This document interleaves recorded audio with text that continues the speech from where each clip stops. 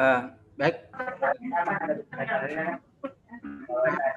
pada pertemuan yang ke-13 hari ini sebagai pengantar teman-teman dalam melakukan tugas-tugasnya. Jadi tugasnya tidak usah seruat yang teman-teman pikirkan. Jadi sederhana tentang muatan-muatan ketika teman-teman mengajukan atau membuat tugas berkenaan dengan naskah akademik yang sifatnya sederhana. Oke, ya. Kita lihat terlebih dahulu. Nah, ini sebelum kita membahas apa-apa saja yang harus ada di dalam naskah akademik, sebetulnya apa sih yang dinamakan sebagai naskah akademik itu? Naskah akademik merupakan naskah yang dapat dipertanggungjawabkan secara ilmiah mengenai konsepsi yang berisi latar belakang, tujuan, sasaran yang ingin diwujudkan, dan ruang lingkup serta jangkauan arah pengaturan rancangan peraturan perundang-undangan. Ini pengertiannya. Jadi ketika kita ingin membuat satu rancangan peraturan desa, kita terlebih dahulu harus menyiapkan, ideal ya, yang ideal harus menyiapkan naskah akademik. Walaupun itu di tingkat desa. Karena gini, yang mengatur rancangan peraturan perundang-undangan. Artinya mengatur rancangan perundang-undangan itu baik di pusat maupun sampai daerah tentunya punya naskah akademik.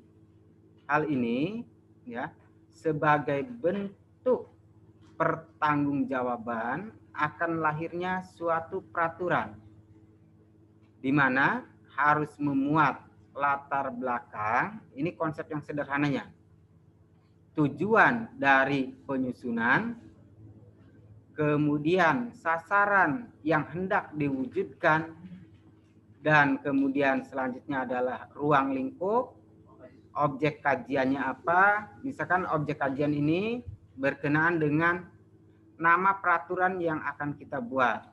Misalkan Mbak Peti mau membuat tata ruang peraturan desa di Mbak Peti, langsung aja itu kan objeknya naskah akademik pengaturan tata ruang di desanya Mbak Peti gitu ya.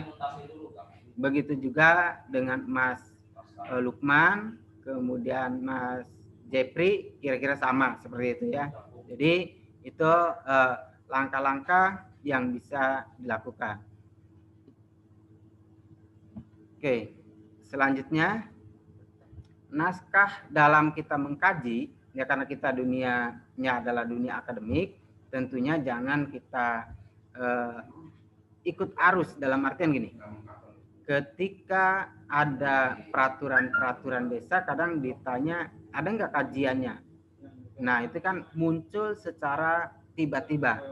Ini yang tidak kita harapkan, bahwa suatu peraturan ketika muncul secara tiba-tiba, artinya peraturan itu bisa saja mengambil dari daerah lain yang notabene bahwa daerahnya berbeda. Nah, ketika daerahnya berbeda, ini akan menjadi masalah bagi kita semua, ya. Kenapa menjadi masalah? Karena daerah A dan daerah B tentu memiliki karakter yang berbeda. Seperti minggu kemarin saya tampilkan salah satu kampung adat di daerah Kupang, ya, di mana di dalam kampung adat tersebut tidak mungkin gitu ya diatur dengan peraturan yang sama yang ada di daerah saya. Nah, tentunya itulah pentingnya bahwa kajian-kajian akademis ya di bidang pembentukan peraturan-peraturan desa itu sangat diperlukan. Karena naskah akademik akan menjelaskan objek, ya objeknya di desa mana. yang akan dibuatkan. Kemudian peraturannya apa? Itu yang menjadi objeknya. Kemudian tujuan dibentuknya peraturannya apa? Nah, misalkan peraturan desa ABCD itu tujuannya apa? Kita harus memiliki tujuan. Apakah tujuannya untuk keadilan atau kepastian? Nah ini, kadang ada yang tujuannya ingin memberikan kepastian, artinya memberikan penegasan-penegasan terhadap keyakinan-keyakinan yang ada di desa. Nah, kalau untuk keadilan berarti ada sisi lain bahwa suatu peraturan itu dibentuk untuk tujuan ya menciptakan kedamaian dan ketertiban yang ada di desa. Itu. Karena didasarkan atas hasil kajian dan atau. Nah ini, ingat ada kata dan atau ketika nanti membuat naskah, ada kata dan atau ini menunjukkan satu kesatuan yang utuh, ya. Jadi secara keseluruhan kajian ini ketika Anda menemukan kata dan atau berarti serta merta itu harus ikut semua. Pilih dia atau saya kan itu adalah pilihan. Tapi kalau pilih dia, saya dan atau dia, berarti saya dan dia harus ada di dalamnya. Nah itu ya. Dengan digunakannya naskah akademik sebagai bagian dari proses pembentukan peraturan daerah, termasuk di dalamnya juga peraturan desa, diharapkan akan tercipta peraturan yang berbasis akademik secara ilmiah. Jadi karena kita berada di lingkungan akademik, ya kalau tekniknya nanti bisa mencontoh sebetulnya kalau untuk format format peraturannya itu kan banyak sekali, tetapi bagaimana di sini titik tekannya bukan pada peraturan, bentuk peraturan atau wujud dari suatu peraturan, tetapi bagaimana kita membentuk ya kajian-kajian untuk melahirkan peraturan. Oke, karena ketika adanya pasal-pasal di dalam peraturan desa itu tidak efektif. Nah ini tidak efektifnya kenapa? Karena pasal-pasal yang lahir, karena kurangnya kajian-kajian berkenaan dengan objeknya, kemudian masyarakatnya, ya. Nah ini karakter yang ada di desa tersebut. Nah ini yang menjadi problem ketika ada satu peraturan. Nah hal ini akan menimbulkan apa? Yang menimbulkan kerugian. Nah kerugiannya apa? Bahwa naskah akademik ataupun nanti ketika sudah menjadi peraturan desa tidak bisa dilaksanakan. Nah kan banyak peraturan-peraturan desa yang hadir ya, yang hadir atau lahir sekonyong-konyong yang akibatnya tidak ada peraturan yang betul-betul mengakomodir kepentingan-kepentingan masyarakat yang ada di desa. Tetapi dengan adanya naskah akademik, tujuannya adalah melalui naskah tersebut ketika outputnya adalah peraturan desa, maka bisa dilakukan kajian peraturan tersebut bisa mengakomodir kepentingan-kepentingan masyarakat dan tentunya bisa dipertanggungjawabkan. Oke ya. Nah, ini kalau dasar hukum tentang naskah akademik memang ada ya, yaitu tentang tata cara persiapan rancangan undang-undang, rancangan peraturan pengganti undang-undang, rancangan pemerintah, dan rancangan peraturan presiden. Ini yang berkaitan dengan naskah atau dasar hukum pembentukan naskah akademik. Oke ya. Kemudian ada juga keputusan ini tentang format ya, walaupun formatnya tidak harus baku, tetapi ada petunjuk-petunjuk teknis yang bisa kita gunakan yang sebagai acuan ketika membentuk naskah akademik. Oke. Nah, ini muatan ya. Muatan dari naskah akademik setidaknya ada 4. Yang pertama yaitu urgensi dan tujuan penyusunan. Urgen enggak sih? Penting enggak? Nah ini yang pertama dipertanyakan, itu penting enggak kita membuat naskah atau kajian akademik tentang misalkan pembagian harta waris di desa A. Penting enggak? Kalau enggak penting ya jangan. Misalkan penting nggak kita membuat kajian tentang naskah akademik aturan pra perkawinan di desa A? Penting nggak? Apakah sesuai dengan tradisi? Nah itu penting. Kalau memang penting ya dibuat gitu, karena untuk mempertahankan tradisi di desa. Nah itu semacam itu ya. Jadi misalnya kalau di beberapa desa yang ada melaksanakan tradisi sedekah bumi, nadran ya sedekah laut. Itu penting nggak bahwa sedekah bumi atau nadran ya yang ada di laut itu dibuatkan aturan desanya? Penting nggak? Kalau memang menurut teman-teman penting, ya dibuat dulu naskah akademiknya. Nah itu ya. Kemudian sasarannya yang ingin diwujudkan. Nah sasarannya siapa? Apakah ketika Anda membentuk satu naskah akademik seperti yang saya contohkan tentang sedekah bumi atau sedekah laut, nah sasarannya yang ingin diwujudkan siapa? Apakah sasarannya untuk kebersamaan rakyat, ya masyarakat desa dalam mewujudkan kebersamaan hidup, atau untuk menjunjung tradisi, mempertahankan tradisi? Nah itu juga yang menjadi sasaran-sasaran yang hendak diwujudkan. Kemudian pokok pikirannya apa? Nah, pokok pikiran, ruang lingkup atau objek yang akan diatur.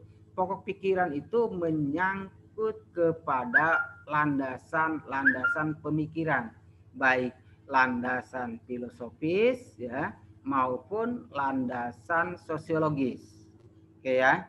Nah, kemudian ketika kita sudah menemukan landasan filosofis tentang sedekah bumi atau sedekah laut misalkan ya, baru kita melihat landasan sosialnya, yaitu landasan menurut masyarakat. Kalau menurut masyarakatnya memang perlu diatur, maka kita akan melihat antara landasan filosofis atau nilai-nilai yang sangat berharga bagi masyarakat, kemudian ada satu fenomena tentang keinginan masyarakat, barulah muatan tentang naskah akademik itu bisa dilakukan. Maka ada ruang lingkupnya, berarti tadi ruang lingkupnya hal-hal yang mengatur tentang, ya karena saya tadi dari awal mencontohkan tentang sedekah bumi dan laut ya, tentang ruang lingkupnya tentang sedekah bumi atau sedekah laut. Siapa saja ruang lingkupnya, wilayahnya wilayah mana? Nah ini yang perlu diatur, serta jangkauan serta arah pengaturannya seperti apa. Nah nanti apakah pengaturan atau jangkauan itu cukup diatur oleh, kan kalau di desa itu kemarin saya sudah katakan ada 3 jenis peraturan setidaknya ya, setidaknya. Apakah harus diatur oleh peraturan desa atau harus diatur oleh peraturan kepala desa, atau karena ada 2 desa yang bersebelahan kemudian mempunyai tradisi sama ya, mempunyai akar sejarah yang sama antara desa A dan desa B, diatur oleh peraturan bersama kepala desa. Nah ini, jadi misalkan sedekah nadran dan sedekah buminya dilaksanakan antara 2 desa itu pun harus diatur gitu ya. Nah ini nanti itu semua data-data itu bisa dilihat dari kehidupan kita masing-masing, karena sebagian kita yang ada di kuliah RVL ini kemungkinan ada yang dari kota, tinggalnya di kota, ada enggak? Maksudnya tinggalnya di kelurahan, ada?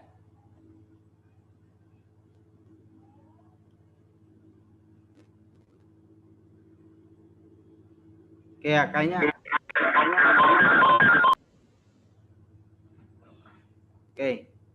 Nah, itu kalau saya mencontohkan desa ya. Nanti kalau format untuk kelurahan juga sama, yang nggak jauh berbeda.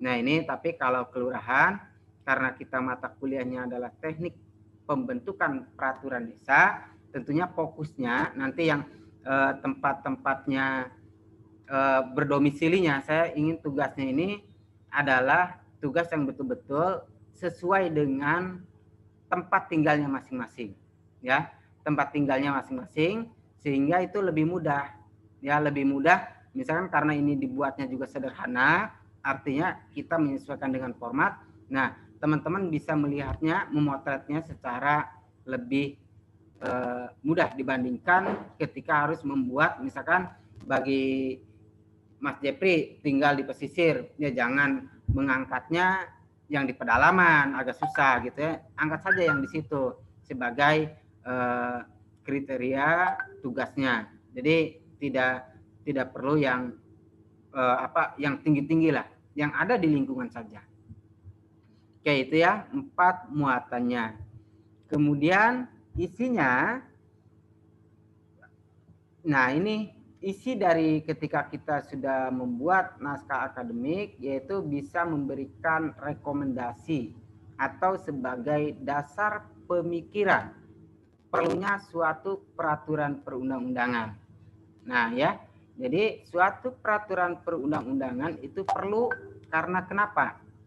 Nah, di sini coba kita lihat harus tentang konsepsinya, tentang asas hukumnya. Jadi asas hukum ini ya, yang dimaksudkan asas berarti adalah nilai dasar atau fondasi dari sebuah hukum.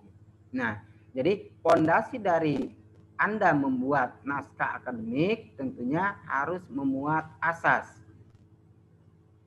Nah, asas ini biasanya ada yang berlaku umum di daerahnya atau di desanya. Misalkan ada di daerah ada kata-kata yang bisa diterima umum dan itu diyakini sebagai satu ya patokan dalam bertindak, itu bisa dijadikan sebagai asas ya di desa. Misalkan gini, kalau di daerah Sunda, biasanya di daerah Sunda atau pedalaman ada asas, misalkan walaupun itu masih dalam penyelidikan itu asas atau bukan, ciri sabumi cara sadesa. Nah itu kan berarti ada ciri sabumi cara sadesa, itu daerah Sunda. Kemudian kalau di daerah Kupang saya tidak tahu yang berkaitan dengan siloka ataupun ajaran-ajaran tersebut. Nah itu bisa dijadikan sebagai asas dalam membuat satu naskah akademik. Kemudian ruang lingkup dan materi muatan, serta dilengkapi dengan norma pemikiran, penarikan norma-norma yang akan menjadi tuntunan dalam penyusunan rancangan peraturan. Nah, norma ini kalau asas itu ketika dibunyikan di dalam satu naskah itu akan menjadi norma, ya.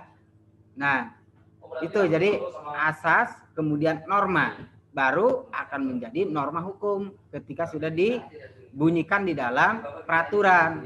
Nah, jadi norma itu harus dilihat apakah norma itu merupakan norma biasa dari tradisi atau norma hukum. Bedanya kalau norma biasa, biasanya dari sifat-sifat sanksinya. Nah, yang membedakan kalau norma yang biasa, misalkan dari tradisi norma susila, itu sanksinya. Sanksinya agak, kalau norma biasa itu tidak jelas, dalam artian gini, tidak jelas berarti bukan sanksinya yang kurang keras, bukan.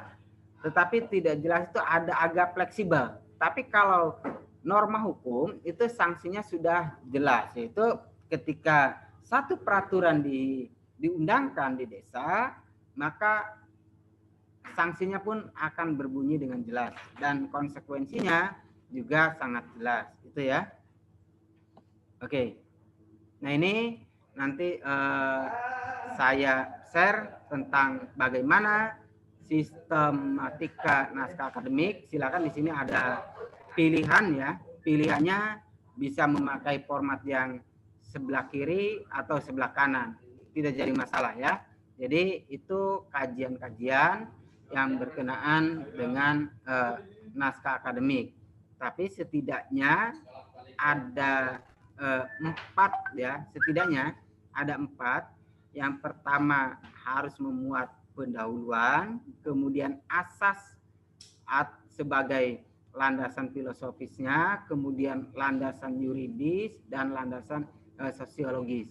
Kalau landasan sosiologis tadi diambil dari masyarakat, kemudian kalau bagaimana cara mengambil landasan yuridis. Nah, landasan yuridis itu diambil dari peraturan perundang-undangan.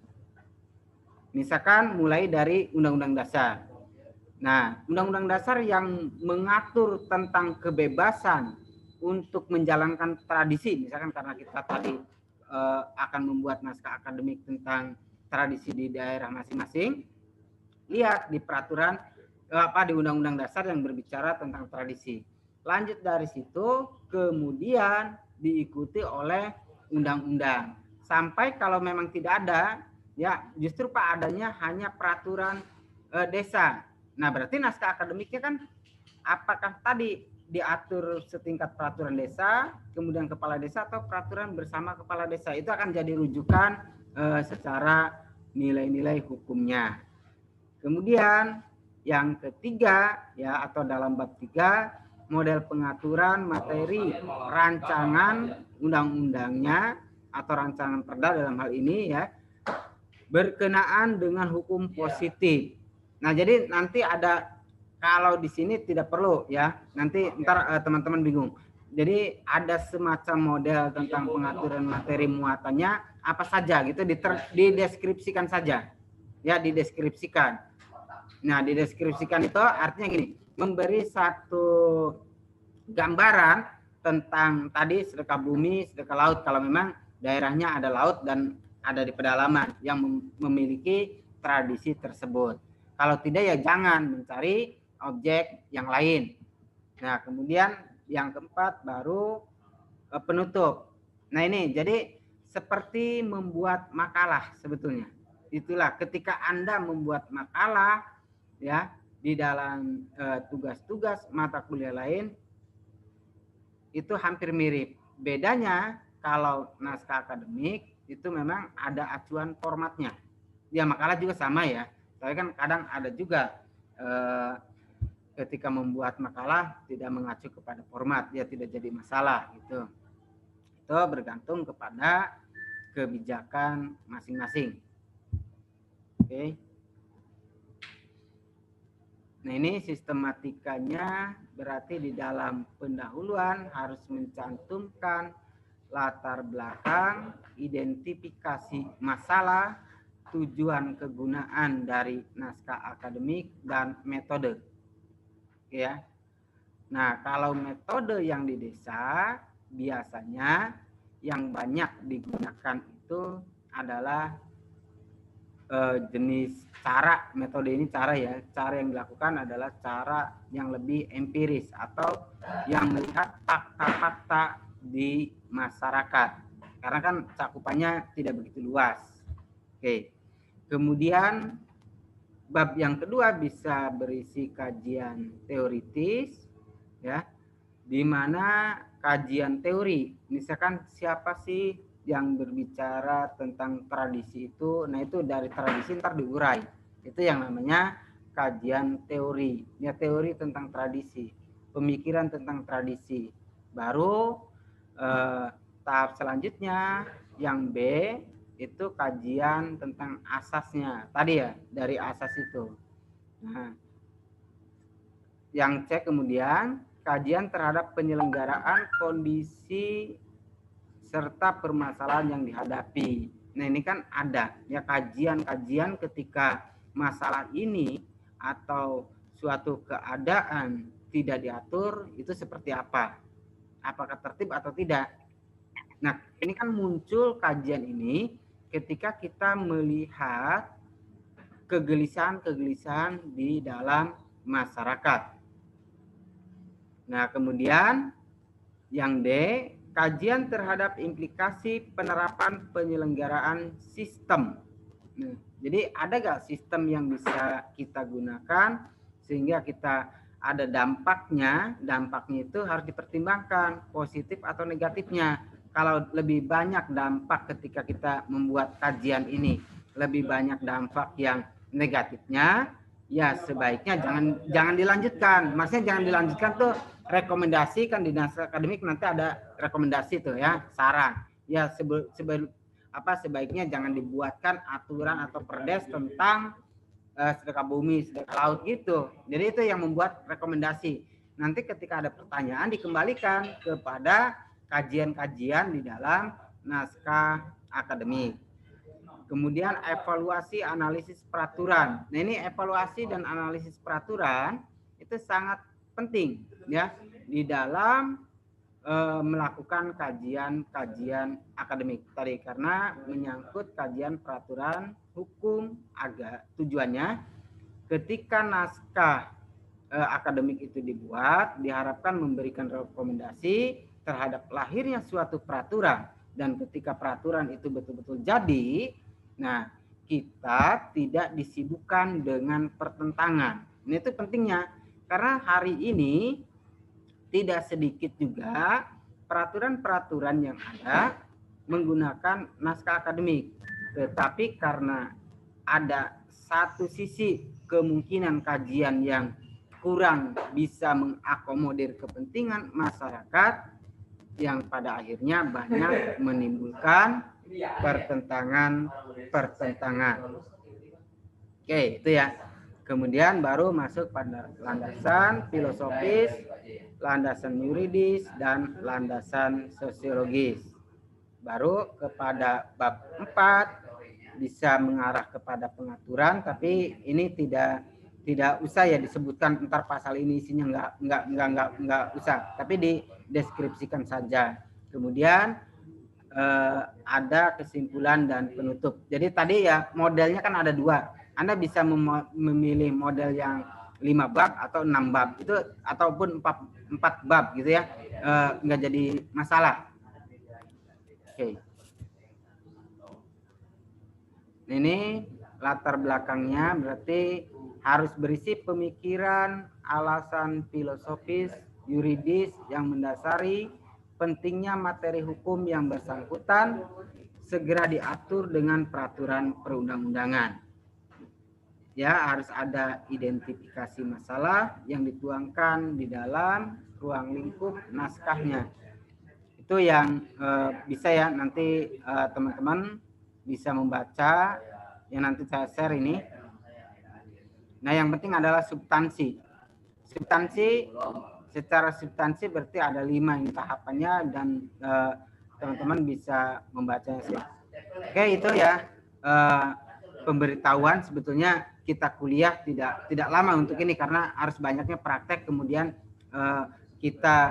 saya buka ya WA ini 24 jam sehingga ketika ada pertanyaan dari Pak Mahfud, Pak Jepri, kemudian Bu Peti, itu langsung saring ada TikTok. Jadi gini, sambil mengerjakan tugas, sambil komunikasi di WA group. Nah itu kan sama kita kuliah, tapi karena ini adalah kuliah praktek, ya idealnya kuliah praktek ini ya harus tatap muka, tapi kan nggak mungkin ya. Setidaknya melalui media yang ada kita bisa komunikasi, karena kalau komunikasi lewat e-learning sampai hari ini juga kita masih mengalami trouble ya di e-learning. Bukan hanya menimpa kampus UMC, tapi beberapa kampus ya yang sudah memiliki e-learning juga kena imbasnya. Karena gini, persediaan yang begitu dan kita prediksi bahwa di akhir 2020 itu akan berhenti, ternyata diperpanjang. Ya akhirnya kan semuanya masuk pada e-learning yang menghasilkan bahwa kuliah-kuliah kita fokus di situ, akhirnya overload dan terjadi. Dan ini bukan menimpa kampus kita saja. tapi kampus yang di luar juga ikut ya, maksudnya di luar UM saya juga ikut mengalami hal yang sama. Oke, sampai sini mungkin ada yang akan didiskusikan sebelum nanti Izin saya Pak, bertanya Pak. Izin tanya Pak. Ya, silakan Pak Hatta. Untuk naskah akademik kaitannya sama peraturan desa itu kan substansinya kira-kira ada nggak memuat sanksi di peraturan desa itu Pak? Nah ini, apakah bisa naskah akademik di peraturan desa membuat sanksi? Nah ini. Yang merekomendasikan sanksinya gitu misal. Bisa. Tergantung nanti hasil kajian. Rekomendasi itu tergantung hasil kajian. Kalau misalkan gini, demi untuk kemaslahatan misalkan ya, tadi yang tidak ikut partisipasi dalam sedekah bumi misalkan, itu akan dipotong dari, misalkan kan sekarang ada bantuan dari pemerintah ya, yang memang khusus, misalkan ada BLT-nya akan ditahan, tidak akan disalurkan terlebih dahulu selama berapa hari. Itu kan sebetulnya sanksi. Jadi ketika kita bicara sanksi, bukan hanya pidana. Sanksi itu ada, misalkan ada yang berbentuknya pidana ya, yaitu hukuman badan, ada juga sanksi yang bersifat administratif yang tadi diterapkan tuh, ini adalah administratif. Kemudian ada sanksi yang dari masyarakat yang harus perdata, yang harus membayar denda atau harus kerja bakti selama berapa minggu gitu di desanya. Nah itu bisa, tergantung nanti rekomendasinya seperti apa dan apakah sanksinya itu juga bisa diterima oleh masyarakat atau tidak. Nah itu Mas.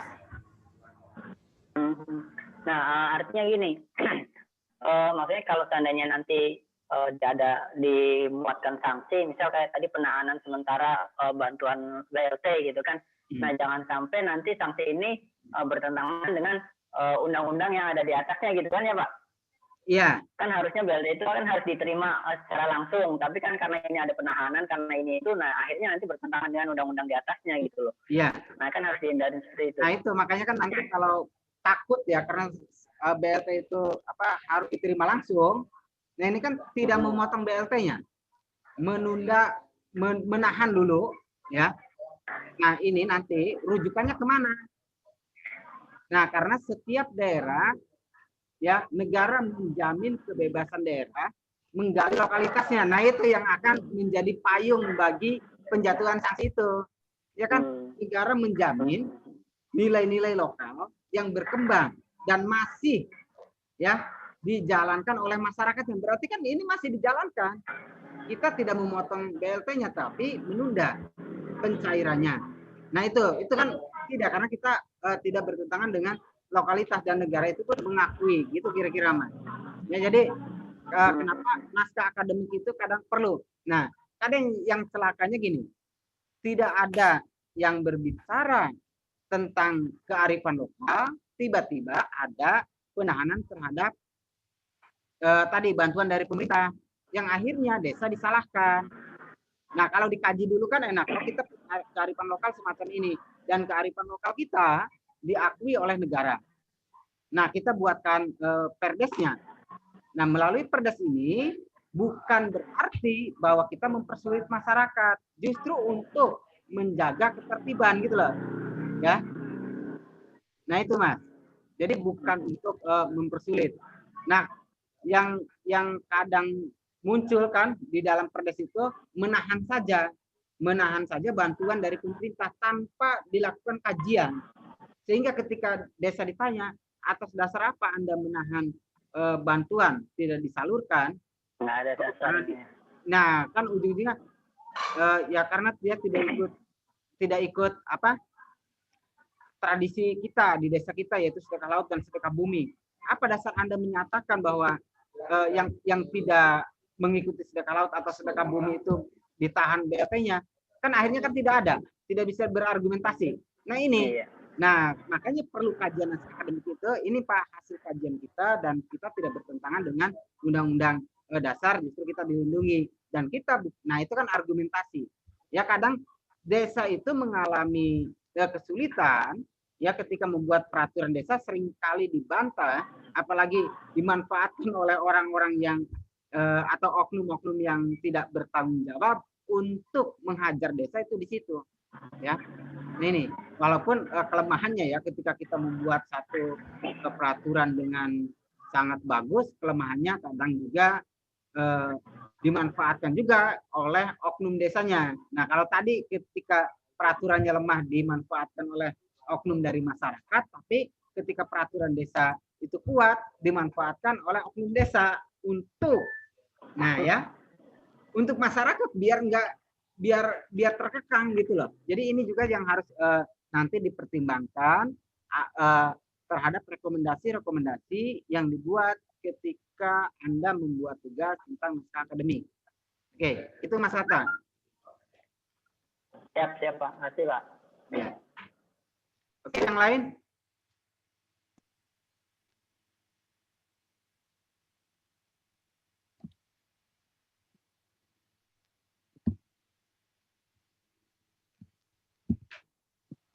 Atau gini Pak, kalau seandainya nih misal kita buat peraturan tentang desa, terus kemudian diberlakukan sanksi, entah itu kerja bakti atau penahanan BLT.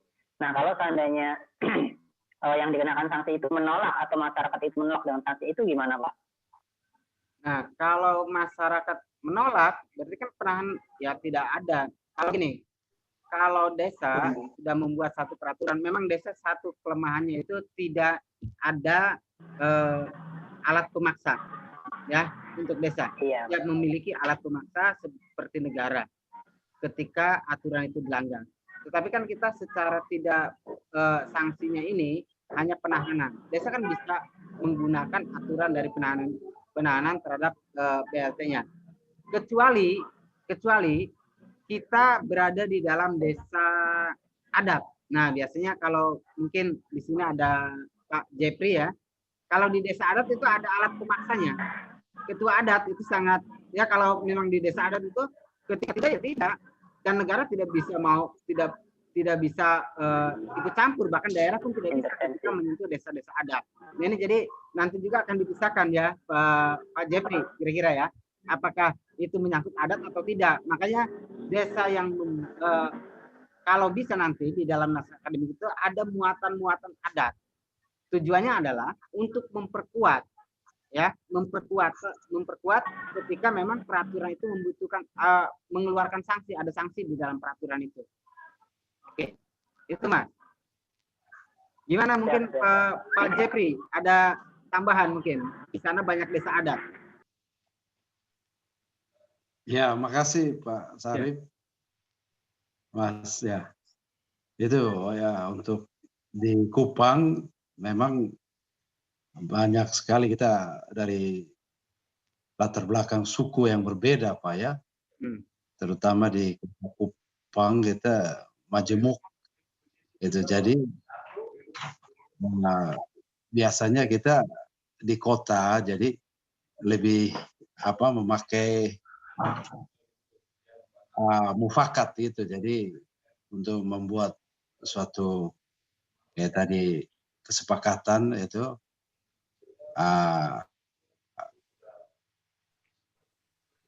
berdasarkan suara terbanyak gitu Pak Sarif.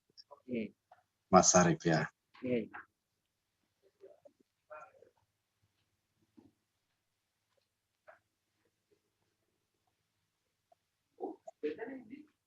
Oke ya. Nah, itu kan kalau dari tadi Pak Jeffrey bahwa banyak di Kupang itu desa adat tapi memang terdiri dari suku-suku. Nah, itu kan antara kalau ada di situ kita bicara tentang suku, artinya ada kekuatan ya, yaitu tentang kepala suku. Nah, itu kepala suku biasanya mempunyai kekuasaan yang lebih dibandingkan dengan desa-desa biasa. Itu yang pertama. Jadi tadi makanya kenapa ketika kita membuat satu kajian akademik itu harus memperhatikan hal-hal tersebut, Mas Hatta ya. Jadi tadi bagus sekali masukan dari Pak Jeffrey yang terdiri ketika desa adat pun dengan musyawarah. Nah, musyawarah desa itu biasanya orang desa itu memiliki satu karakter ya secara umum. Karakter orang desa hasil permusyawaratan itu ya akan dilakukan. Misalkan gini, tadi gimana Pak kalau dia menolak? Maka hukuman bagi dia walaupun tidak berasal dari ya dari peraturan desa itu sendiri, tetapi di desa itu ada hukuman masyarakat. Ya. Cobalah kita membuat peraturan tadi tentang sedekah bumi dan sedekah laut. Ketika ada orang kita mengikuti sedekah bumi atau sedekah laut, sementara hari ini misalkan tidak ada peraturan, itu kan sebetulnya aturan yang dibikin atas kesepakatan apa yang dikatakan oleh Pak Jepri, kesepakatan bersama antara masyarakat dan kepala suku itu untuk melaksanakan itu. Dan ketika ada yang tidak, walaupun di aturannya tidak ada sanksinya, ketika tidak ada ya aturan tentang sanksi, maka ketika tidak ikut itu akan merasa bersalah dan itu akan dihukum oleh tetangganya.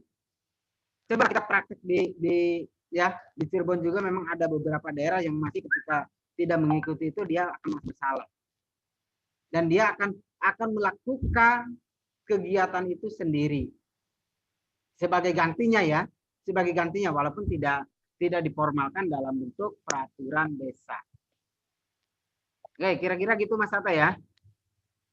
Jadi makanya nanti hasil dari pemilihan itu ya, yang pertama ketika membuat satu peraturan desa yaitu menggali dulu tradisinya. Yang kedua, sanksi, kalau memang harus ada sanksi, itu sanksinya dibuat atas dasar tadi oleh Pak Jepri, masukkan kesepakatan. Ya. Sehingga dari hasil kesepakatan ini itu akan menjadi satu kekuatan. Walaupun pada prakteknya ya pada prakteknya kadang tidak diindahkan. Tetapi karena kita jangan terjebak ini, jangan terjebak pada paradigma hukum sebagai alat pemaksa. Ya. Tapi bagaimana hukum ini dijadikan, aturan ini dijadikan sebagai alat untuk menyatukan, bukan memaksa. Nah, kalau kita sudah tadi aturan juga di desa dibuat terlalu kaku, ya seperti hukum nasional, wah ya itu sebagai alat pemaksa yang akhirnya juga karena kita hidupnya dalam masyarakat yang tidak begitu luas, akhirnya juga akan banyak pertentangannya, akan banyak ditentang maksud saya. Nah, seperti itu. Ya, jadi harus hati-hati memang ketika membuat aturan-aturan di desa. Anggaplah membuat naskah atau kajian-kajian di desa ini belajar membuat satu makalah untuk memecahkan persoalan-persoalan di desa, tapi fokus kajiannya diserahkan kepada diri teman masing-masing dan kita akan selalu komunikasi ya melalui WA, kendala-kendala, karena di sini juga ketika saya coba kuliah, ini ada yang muncul keluar lagi, muncul keluar lagi. Nah ini, jadi karena juga kita sudah mulai tugas-tugas, jadi kita bisa komunikasi lewat WA dan kuliah kita 24 jam. Ya nanti kalau memang Pak Jepri kira-kira sudah selesai, tinggal disubmit ke email saya gitu. Jadi saya tahu ini yang mengerjakan, memenuhi kriteria perkuliahan kita, gitu ya. Oke, kira-kira gitu Pak Jepri dan Pak Hatta. Ya, makasih. Satu lagi Pak. Ya gimana? Halo. Iya. Nah, untuk nyusun naskahnya itu kita fokus ke satu permasalahan atau kompleks beberapa masalah gitu Pak. Misal kalau satu permasalahan kita hanya membahas misal tentang sedekah bumi, itu aja difokuskan, atau beberapa masalah terkait sedekah bumi atau pengajian yang ada, misal pengajian di setiap musola diatur atau gimana gitu, hanya satu atau banyak masalah? Oke. Ini pertanyaannya cukup menarik. Apakah cukup mengatur satu permasalahan atau banyak masalah? Nah, kalau kita mengatur mengkaji banyak masalah, ntar jangan-jangan jadi perdes omnibus law. Nah kan itu kan jadi semakin terbuka celah-celah untuk dihancurkan gitu ya. Jadi kajiannya tidak akan fokus. Nah kita coba dalam hal ini satu masalah saja. Kalau pengajian saja, kalau sedekah bumi saja. Kalau sedekah laut ya sedekah laut saja. Biar fokus. Oh ini loh cara, dan ini ya. Kenapa kita harus fokus ke situ? Ini akan membantu nanti ketika teman-teman melakukan tugas akhir yaitu tentang skripsi. Apakah skripsi itu harus juga memecahkan berbagai macam masalah kayak omnibus law yang kemudian menjadi ruwet? Kan enggak, kan fokus saja, fokus dalam satu permasalahan yang ada di desanya. Itu Mas Satria. Siap Pak. Oke.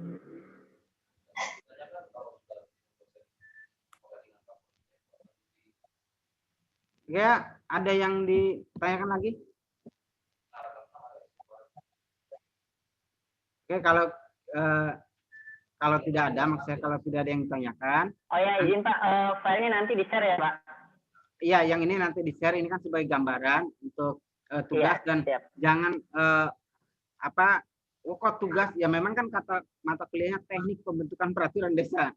Berarti kan ya, jadi pengalaman saya tahun yang kemarin juga ketika mengajar di sini gitu ya, di Universitas Muhammadiyah Cirebon, yang namanya teknik pembentukan peraturan desa itu ketika habis UTS itu kuliahnya 24 jam. Jadi ketika ketemu konsultasi. Nah ini kan karena kita jauh ya, dibatasi dengan jarak jauh ya, lewat WA kita saling komunikasi. Ketika memang dirasa sudah, oh ini sudah jadi, ya sudah tinggal dikirim lewat dikirim ke email saya maksudnya gitu. Ya biar mudah. Tapi komunikasi artinya gini, karena kita berarti kalau hari ini pertemuan ke-12, kalau Jumat disambung nanti yang dari ATR ya, agraria dan tata ruang bisa mengisi untuk bagaimana pemetaannya, ya mungkin itu pertemuan ke-13. Berarti kita cuma sisa 2 pertemuan itu untuk membuat naskah akademiknya ya. Prakteknya cuma 2 pertemuan, tapi tidak mengurangi substansi. Makanya saya buka itu selama perkuliahan gitu ya, sebelum menjelang UAS. Oke, kira-kira seperti itu. Ada lagi yang mau ditanyakan? Pak, punten, jadi tugasnya apa ya Pak? Tadi baru masuk sih, telat 30 menitan. Ya, yaitu membuat naskah akademik. Ya, nanti ini saya mau share nih, setelah mata kuliah ini, saya share dan itu formatnya ada di situ, tinggal pilih formatnya. Dan kajiannya fokus nanti kan setelah hari ini kita kuliahnya berakhir ya, maksudnya hari ini kita akhiri, kita bisa kuliahnya kita buka untuk diskusi di grup WA itu 24 jam. Anggaplah bahwa itu adalah bagaimana kita menyelesaikan permasalahan dengan naskah akademik dalam teknik pembentukan peraturan desa. Ya, jadi tidak perlu kita Jumat lagi. Tapi yang penting kan nanti karena Jumat kemungkinan besar ada kemungkinan ya, kalau tidak ada kesibukan mungkin akan diisi oleh penataan ruang dari Jakarta, dan sehingga itu memberi juga pencerahan terhadap naskah-naskah yang akan dibuat oleh teman-teman gitu ya. Jadi saya coba gitu bahwa kuliah walaupun ini kuliah jarak jauh, kita coba menghadirkan pembicara ya yang memang dia konsen di bidang peraturan, di bidang pertanahan dan penataan ruang. Mudah-mudahan itu memberi pencerahan gitu ya. Oke, itu Mbak Ria ya. Oke, Pak. Pak, untuk itu format laporannya tuh yang kayak huruf itu bebas ya, Pak? Mau berapa aja? Ya, bebas. Ya, bebas. Pakai ini aja untuk kesepakatan Arial. Arial ya. Arial. Ya. Itunya besarnya, Pak?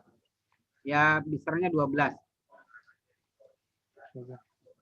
Ya, kalau itu tidak ini ya, tidak begitu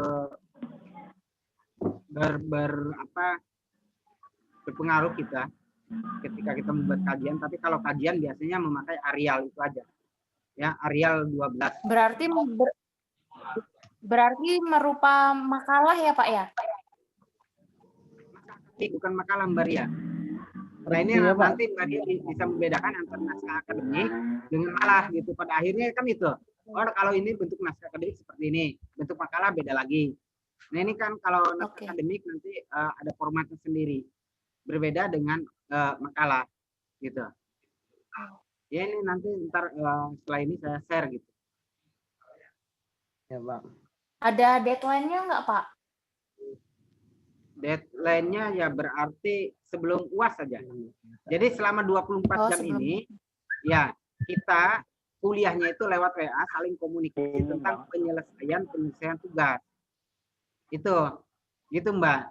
Jadi kan sisa berarti kalau sekarang pertemuan sudah saya masuk ya, karena kemarin 3 pertemuan mengalami kendala, berarti sekarang pertemuan keempat kita sisa 4 lagi. 4 kan pas tuh. Kalau Jumat masuk ya, itu kan berarti 4 pertemuan yang tersisa itu dihabiskan untuk komunikasi di WA tentang tugas-tugas ya berkaitan dengan naskah akademik. Gitu. Itu Mbak Ria. Iya, Pak. Oke. Oke. Seperti itu ya. Ada yang ditanyakan lagi sebelum saya akhiri? Silakan. Gimana Pak Jeffrey? Ya, makasih Pak Sarip. Untuk sementara sudah jelas, Pak. Oh ya. Ya, Pak Jeffrey, nanti kita selalu komunikasi di WA group gitu ya, sehingga saya tahu, karena gini, saya harus memberikan penilaian akhir itu setelah UAS. Artinya ketika tidak mengumpulkan tugas ini ya, bahkan tugas ini saya anggap sebagai UAS. Bisa jadi ini tidak ada UAS karena UASnya melalui kerjaan ini. Gitu ya, ketika tidak melakukan misalkan kita harus UAS, kan UASnya ini dalam bentuk apa? Dalam bentuk naskah akademik kan gitu. Nah, dalam bentuk jadi bisa jadi kalau memang tadi nanti UASnya diserahkan ke dosen masing-masing, kita jadikan bahwa naskah akademik yang kita buat ini adalah hasil UAS. Makanya ketika ada nanti yang tidak mengerjakan UAS atau tidak mengerjakan naskah akademik, artinya tidak ikut UAS. Nah, itu Pak Jeffrey Basuki ya. Kira-kira gitu, Pak. Ya. Oke. Ya, Pak. Ya. Baik ya. Masih ada. Jadi kalau tidak ada ketentuan kita akan melaksanakan UAS, saya anggap naskah akademik ini adalah sebagai UASnya. Gitu. Jadi siapa yang mengumpulkan berarti sudah mengikuti UAS. Itu ya. Tapi kayaknya memang tidak ada UAS kalau kita membuat tugasnya mata kuliahnya memang praktek gitu. Karena dari praktek itu sebetulnya ending dari perkuliahan kita. Oke. Ya, Pak. Ya. Pak, ini tugas yang ini ya Pak, bisa bertanya tugas yang ini nanti dikumpulkan kapan? Dikumpulkan itu paling telat Tentang naskah akademik ini. Iya, tentang naskah akademik ini akhir Januari. Akhir Januari, tapi kita diskusi seolah-olah kuliah itu di WA ya untuk apa ya permasalahan-permasalahan. Kalau kita apa kayak gini kan harus ada waktu kita kumpul bersama. Tapi kalau melalui itu kan kita sedang bekerja, maksudnya misalkan Pak Jeffrey sedang mengerjakan di bagian mana gitu kan, kemudian mengalami kendala tanya di WA group gitu. Ini teman-teman saya mengalami kendala ini, jadi Oke. Ya. Iya. Ya Pak, terima kasih Pak. Ya. Oke. Ada lagi?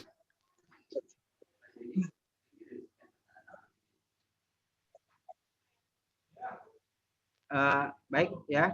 Selamat, kalau tidak ada, saya katakan selamat mengerjakan tugas dan kita komunikasi melalui WA ketika mengalami kendala-kendala menuju UASnya, yaitu pembuatan naskah akademik sekaligus UASnya di situ ya. Jadi kita komunikasi. Bahkan ketika ada yang ya ada yang sangat urgent sekali, maksudnya urgent itu kok saya nggak ngerti. Nah, aduh ini masalahnya ini saya nggak paham-paham nih kalau nanya di grup. Bisa japri, ya japri di WA gitu, ya. Biasanya kan, aduh saya mau nanya, malu nih ntar dibilang sama teman-teman. Japri ke Pak Saripnya langsung ya? Iya, dari saya langsung. Iya, japri ke saya. Ya, gitu ya. Oke, seperti itu. Tapi kalau tugas nggak di japri, tapi japrinya lewat email. Biar ada jejaknya, ya. Dan ingatkan atau saling ngasih tahu teman-teman yang lain, misalkan ada temennya Pak Jepri, Pak Mahfud, Pak Doni yang tidak masuk tentang tugas ini, ya. Ya karena ini adalah UAS-nya yang akan dikomunikasikan selama 24 jam melalui WA. Oke, itu ya. Ya, Oke, baik Pak, terima kasih. Ya, siap. Ya Pak, ya siap Pak. Ya. Baik, Pak Jepri dan yang lainnya sekarang. Kalau sudah sore ya. Ya, oke. Saya akhiri. Selamat sore untuk kita semua. Selamat sore, Pak. Sore, Pak. Oke, saya live semua ya. Ada Mas Doni, Baik, Pak. Kiki, ya. Nah, ini Mas Mahfud, Alexander, kemudian Mas Wahyu, Mbak Santi, Mbak Zulfa, Mbak Asri, Mas Lukman, kemudian Ibu Pati. Oke, selamat sore untuk semuanya dan saya live ya. Baik, Pak. Sore. Terima kasih, Pak. Ya.